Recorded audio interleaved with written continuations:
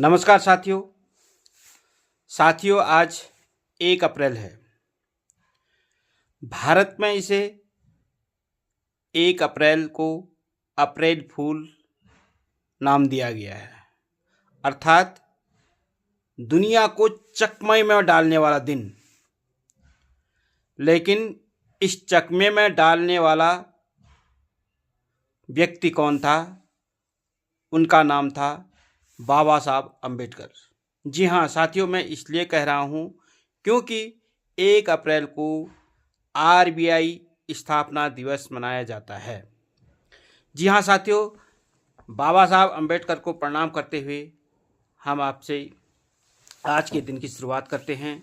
जय भीम साथियों। यह पुस्तक है डॉक्टर भीमराव अम्बेडकर, मेरी आत्मकथा, मेरी कहानी मेरी जुबानी। साथियों, इसमें लिखा है कहीं वो मैं ही तो नहीं। पहला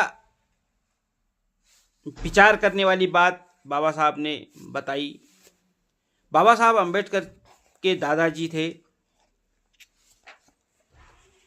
मालोजी राव।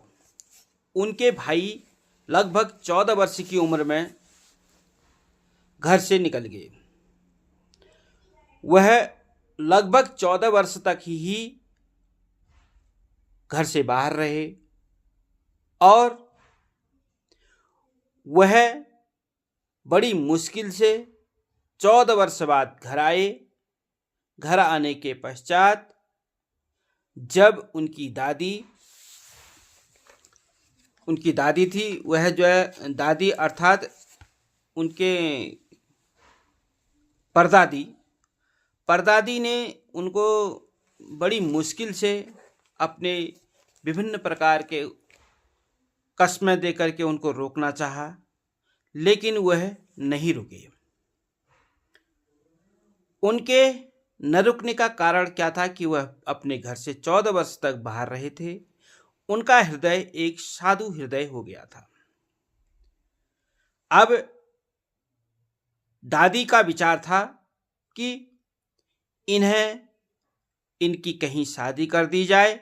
शादी के पश्चात यह अपना घरबार बसाए और यहीं रहे। लेकिन वह साधु प्रवृत्ति के इनके दादाजी के भाई बिल्कुल नहीं माने। फिर उन्होंने मन में उनका एक सुझाव उत्पन्न हुआ कि मैं किसी भी प्रकार जाऊं। दादी जी को समझाते रहे, परदादी जी को समझाते रहे, उन्होंने बिल्कुल माना नहीं। फिर उन्होंने वो अपने भाई को एक एकांत स्थान में अकेले में समझाया कि साधु लोग कैसे होते हैं। तो उनके जो परदादा थे, उन्होंने अपनी माँ को, दादी को समझाया कि ये साधु लोग जो है तो अपने विचारों से जो है तो जिस साधना में बैठे रहते हैं वह वहीं का उनका ध्यान रहता है। उनको परिवार से कोई मतलब नहीं होता है और उनके पास कई प्रकार के हथकंडे होते हैं, जैसे जादू टोना। ऐसा सुनते ही दादी मान गई।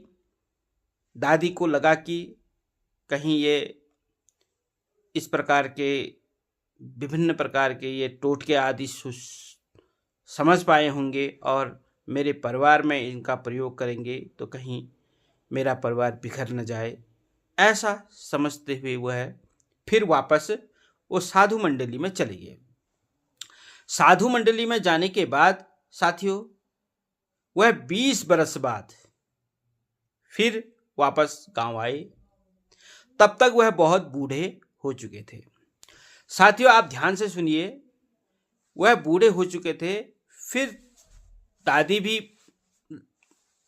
चल बसी थी और दादाजी भी, जो उनके परदादा थे, वो भी काफ़ी बूढ़े उम्र के हो चुके थे। और जो वह साधु प्रवृत्ति के व्यक्ति परदादा जी के भाई आए थे, वो भी बहुत बूढ़े हो चुके थे। फिर उन्होंने घर में रोकने का फिर प्रयास किया पहले की भांति, लेकिन वह नहीं रुके। फिर एक वचन के रूप में उन्होंने अपने इस अंबेडकर परिवार को ये एक वचन दिया कि मैं आपकी तीसरी पीढ़ी में लौटकर आऊंगा और समाज का उद्धार करने के लिए प्रसिद्ध होकर रहूंगा। ऐसी बात उनको उनकी दादी और दादा लोगों ने उनके पिताजी को बताई थी। वही बात उनके पिताजी ने डॉक्टर B.R. अम्बेडकर जी को बताया और बाबा साहब अम्बेडकर को भी लगता है कि कहीं वही साधु के रूप में कहीं मैं ही तो नहीं, कहीं वो मैं ही तो नहीं।